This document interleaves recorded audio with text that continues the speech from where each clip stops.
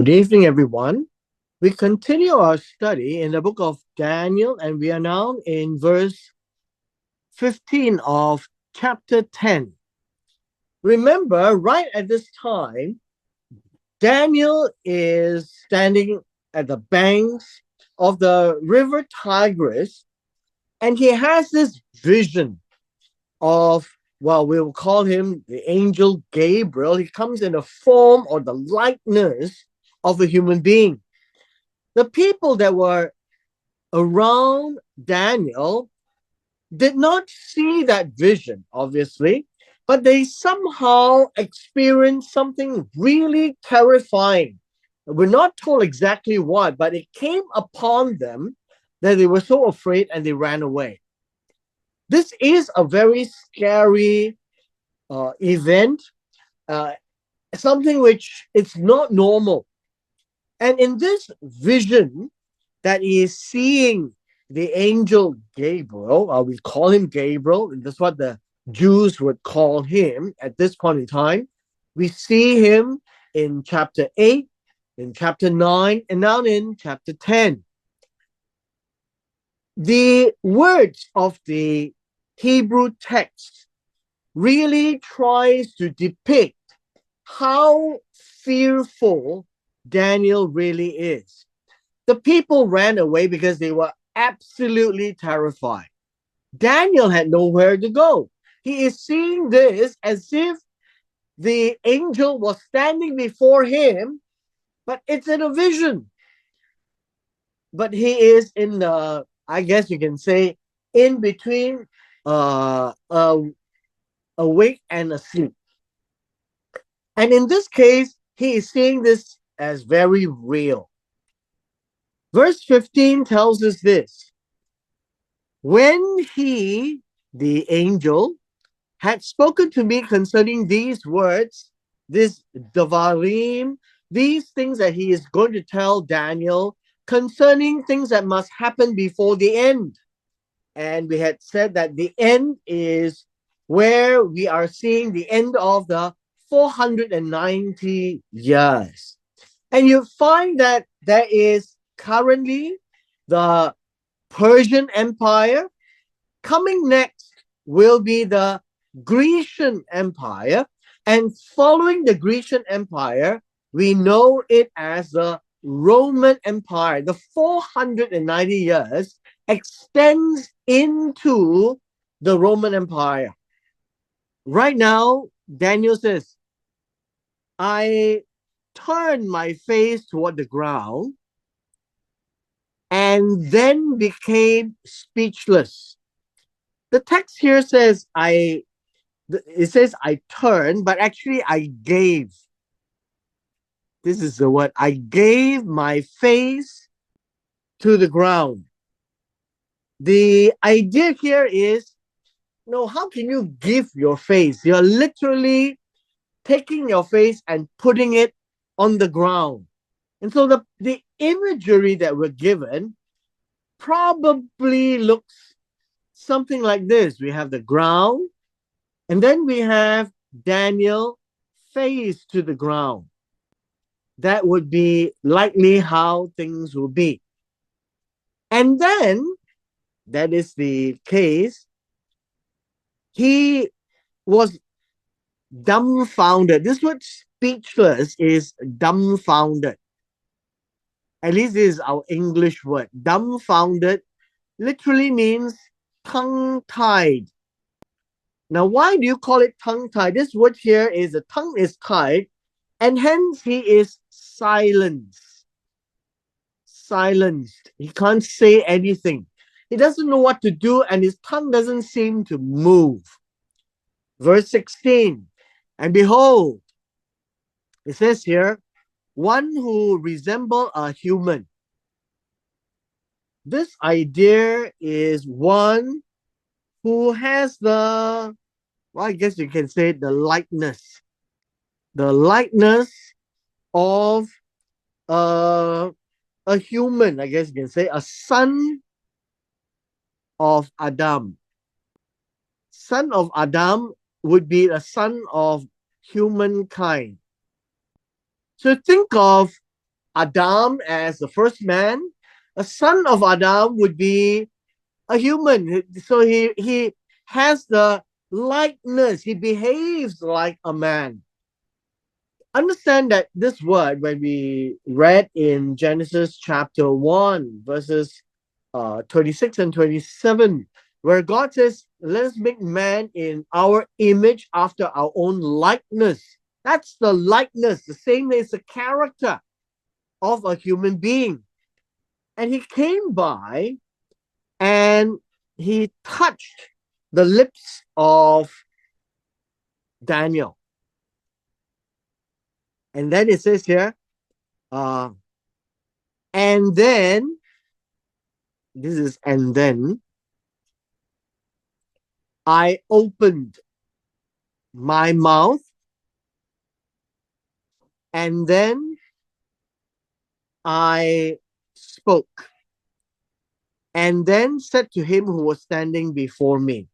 So what you find is now we have this so-called well, I can say the angel who is standing before him, and we call him Gabriel. And Daniel had his lips touched. Now the idea of touching is literally uh touching his lips, extending his hand, and striking his lips gently. This seems to be a gesture to say it's okay, you can speak. That's basically what it's trying to conjure in our minds. And then he says this, my Lord, due to the vision, anguish has come upon me, and I have retained no strength. These are all very strange words to say. It's a bit difficult to understand in the English, but let me try to explain. This word here, my Lord, is Adoni. When it refers to God, it is Adonai. So bear in mind, he is not speaking to God, he is speaking to Adoni. Anyone who is not God is Adoni. And you can call David your Adoni. You can call another human being as Adoni. But when it addresses God, it would be Adonai. It's just a sound change. It is not a change of word. The word Adon is literally Lord. And so Adoni is a common form of my Lord. But Adonai is an unusual form of my Lord applied to God. And so he says this. He says, because of the vision, I'm seeing all this, anguish has come upon me. Now, this idea of anguish is a form of distress, right? It's a form of distress. You can say it's a form of panic. Probably we can say he had a panic attack, and such that his panic attack led him to being completely helpless, fell down to the floor, and it shut his lips and it tied his tongue. That is basically what we're seeing. So I guess the modern form of panic attack, when one has a panic attack, there would be convulsion. And so this distress and panic demonstrates that he is literally having a panic attack of the modern form, and he is unable to speak and to say what he wants to say. Verse 17, for how can such a servant of my Lord, now this word servant is Evet, my Lord is Adoni. And so Daniel considers himself a servant of the angel. How can such a servant of Adoni talk with such as my Lord? So understand the language is a bit poetic. So you understand that there are two parties here. Servant of Adoni and Adoni.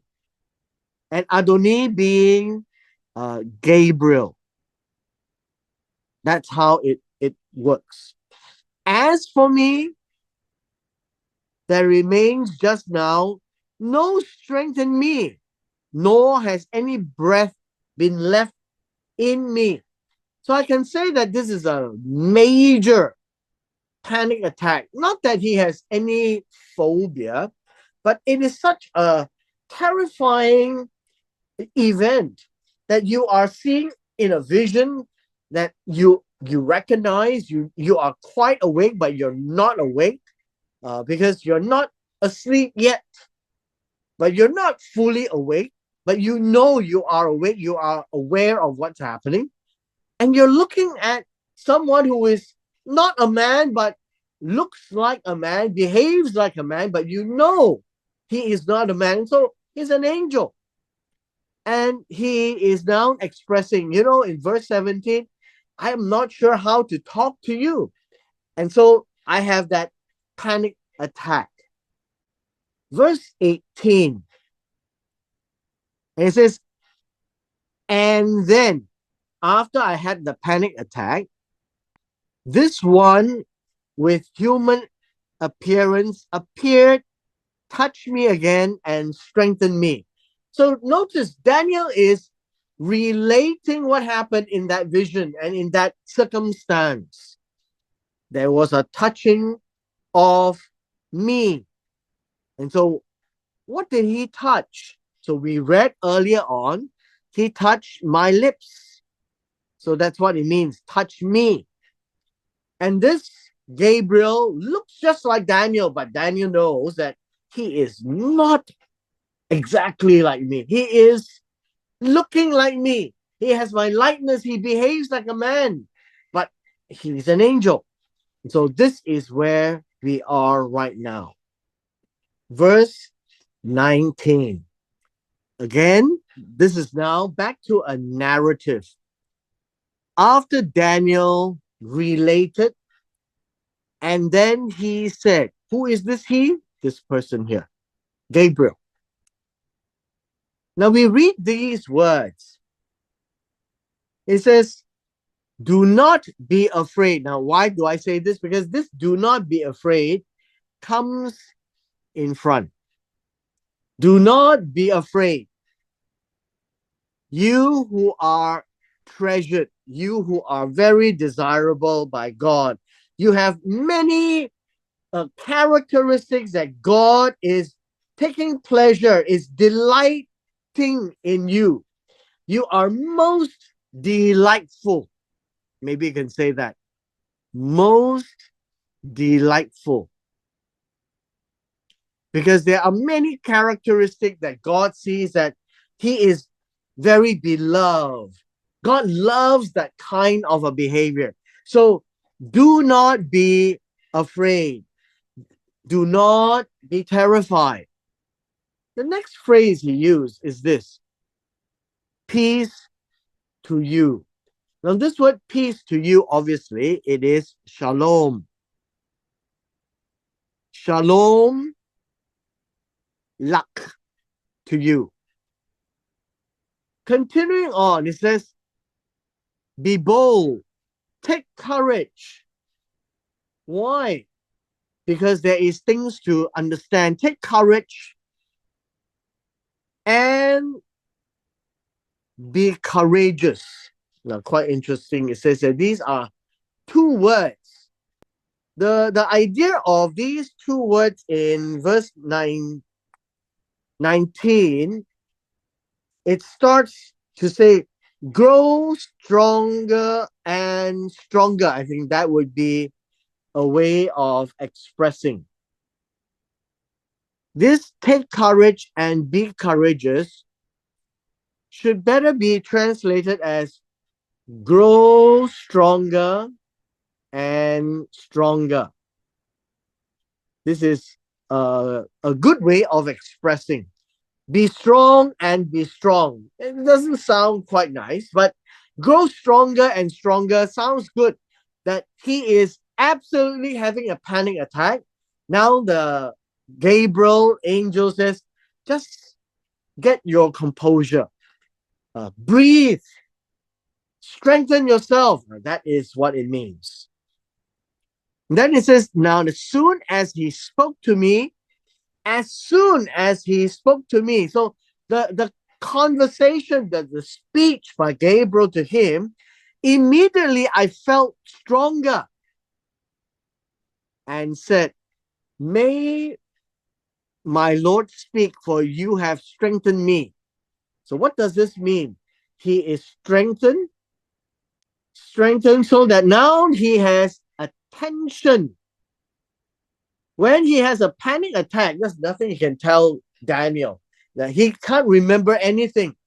Now that he has been consoled, now that he has been strengthened, now that he has grown stronger and stronger, Daniel says, okay, we begin verse 20. And then he said, the angel Gabriel says this, do you understand why I came to you? But I shall now return to fight against the prince of Persia. So I'm leaving, and behold, the prince of Greece is about to come. There is a little bit of translation challenge, so let me just settle this first.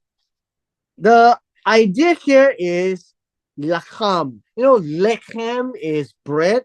Lacham appears to be a contention. Basically, you find that this is a contention using this word, lacham. Some will say that this is an engagement in war. That's why they use the word to go and fight against. This word, lacham, comes from the idea of the making of bread. That's basically what it is. It comes in the idea of making of bread. Now let's understand this. Lechem is bread. Lacham is the kneading action. This kneading action is using strength and pushing back and forth the flour. And because of that action, the series of action of kneading flour and water together, you find that it can be construed as struggling, right? It can be construed as struggling, or pushing back and forth, or kneading the dough. But it is not fighting as what we have the original word for fight, which is to strike at someone. That is not that word. So I don't think we should read this as fight. The idea of struggling, pushing, it's like a more physical debate,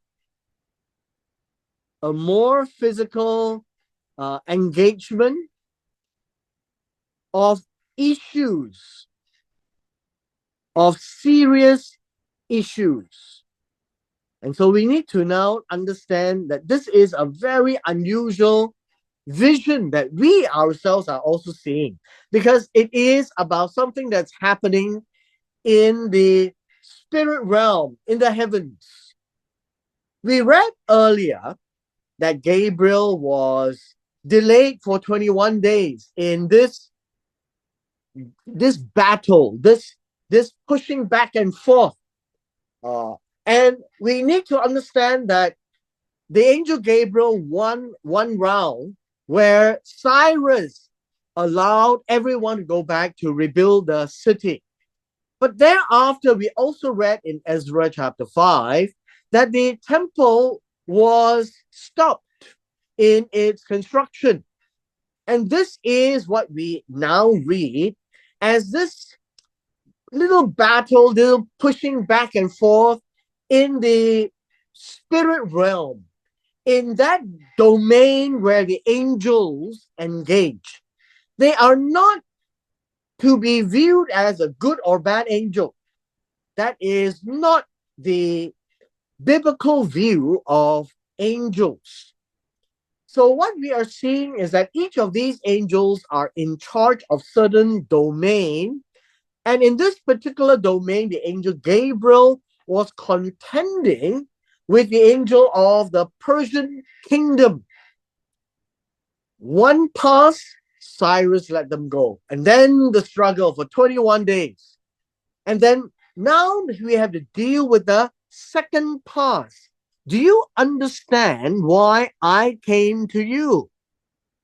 It is important because now I have to go back and contend against the prince of Persia, the angel responsible for Persia, because there is another issue to restore.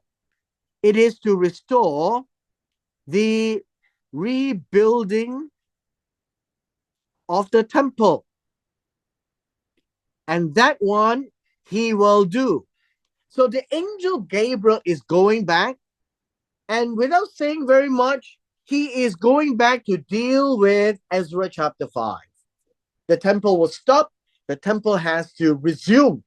And so this is with the prince of Persia, Gabriel, and the angel of the Persian Empire finds that there's the ability for the angel Gabriel to achieve what is for the best of the Israel nation.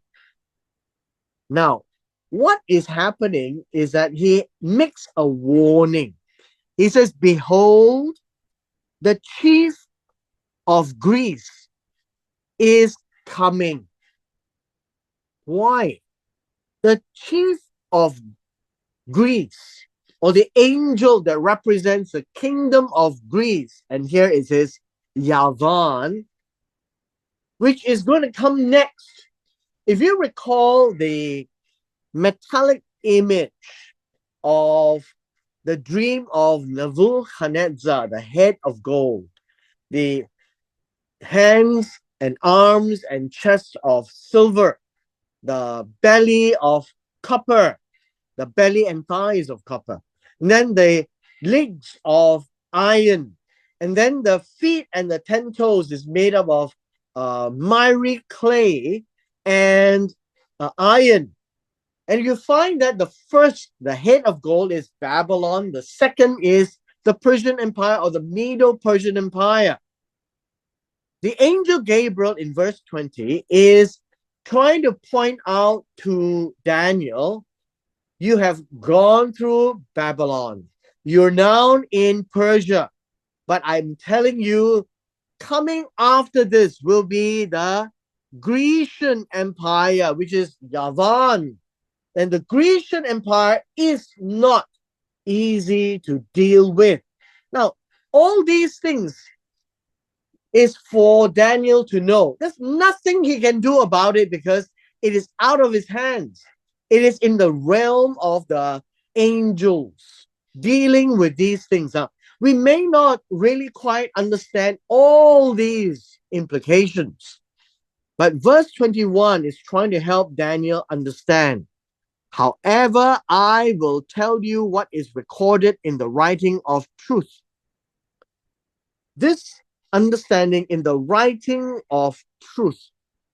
The writing of truth is something that is trustworthy. And what is trustworthy is what is happening in the spirit realm, where the angels debate, discuss, they will struggle, they will push against each other because each one representing their own interest that is in their domain. And so we are only looking at the domain of Israel. And so Angel Gabriel represents Israel, and so does Michael. It says here, yet there is no one who stands firmly with me against these These means, well, you can say Greece, you can also say Persia. So all these, Persia and Greece, you find that the angels, when they push back and forth, in this case, requires the Michael, your prince. So which means that Michael is Israel's angel. And Gabriel stands with them. So it's Gabriel plus Michael, if you like. And Gabriel is conveying this message to Daniel. Whatever I will tell you, meaning as it comes in chapters 11 and 12, it is to be inscribed. So you have to inscribe. It should be recorded or inscribed in the writing. So in a book that is trustworthy. Now, why is this trustworthy? Things do change occasionally because when a nation repents, things are different. But in this case, whatever the angel Gabriel is going to reveal is going to happen because it is not about a judgment upon the Grecian Empire. It is a narrative as to the struggles in the spirit realm, having decided and seen what is going to happen in the physical realm. And so the physical realm is impacted by what the spirit realm decides on them. Now, the Jewish nation, the Israel nation, reads all these to understand that there is a parallel in the heavenlies with the earthly. A parallel means this: there is a temple in heaven as there is a temple on earth. There is a throne in heaven as there is a throne on earth. There are the powers in heaven and there are the powers on earth. So the kings and the humans are those powers, but in the heavenlies, they also have something that happens. Now, how do the two correlate? I don't know. We're not told. We are only told that there is something that's happening in the heavenlies, that each nation has an angel that represents them. And in that tussle back and forth, certain things are determined. And it is the course of the nation, not the individual's free will. This is important. It is the course of the nation. When is this nation going to sunset? What nation is going to sunrise? How do you deal with all these things that is happening? Why, who? And these are basically events that will shape the nation. But on earth, the individuals will have to own up to their actions. And so their actions are not governed by God. Their actions are purely their free action. But the environment, the condition, the situation are all decided upon by these angels that represent the kingdoms. Are there any other angels that represent other kingdoms? We don't know. Some people might like to extrapolate every kingdom on earth should be having one angel. We don't know.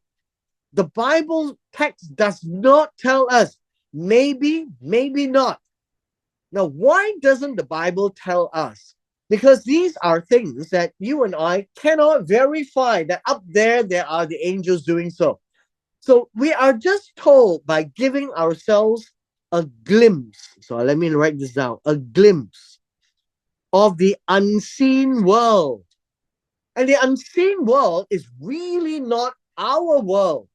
We are not to be preoccupied with the unseen world because they are going to deal with the course of every nation or whatever is spoken here. The Persian Empire, the Grecian Empire, as well as the Israel Empire or the kingdom. But what is interesting that we know now is this. The angel Gabriel will have to contend with the prince of Greece who is about to come. No one can stand against the angel of Greece except Michael and together with Gabriel. It appears that the angel that protects Greece is a very strong angel. And how they push back and forth to shape the course of the kingdom is not up to us to decide. It is up to the angel that rules over the kingdom of Greece, Yavan. Again, I remind all of us, don't get hung up on all these angel stuff. It is briefly told to us so that we are aware, but it is not there in great detail that we can shape our own events. The events are shaped by the angels, but the individuals like ourselves decides on each outcome. God is a God who will not interfere with human free will if he wants to judge us. But God can decide on events which doesn't impact the the idea that man has to give an approval. Obviously not. When God does anything, God will evaluate and God will go ahead and do it. He doesn't need the approval of the humankind. And when he does it, he is very mindful whether he will hold them responsible and accountable or not. And so today we are given a little glimpse of this so-called heavenly realm. And there's a lot that will happen, but all these things that happen in the heavenly realm, it is not in our realm and it's not much spoken about. And so we just need to listen, understand, appreciate, and let it go. Why? Because these are things that we cannot hang on. We only know that these are things that is beyond our realm. That's all. That's all. So in chapters 11 and 12, we are now going to be very mindful how the events will turn out in the kingdom of Greece. So understand, the kingdom of Greece is very powerful. Once the kingdom of Persia sunsets, Gabriel as well as Michael will have to deal with the Israel situation. And with this, we come to the end of our session today.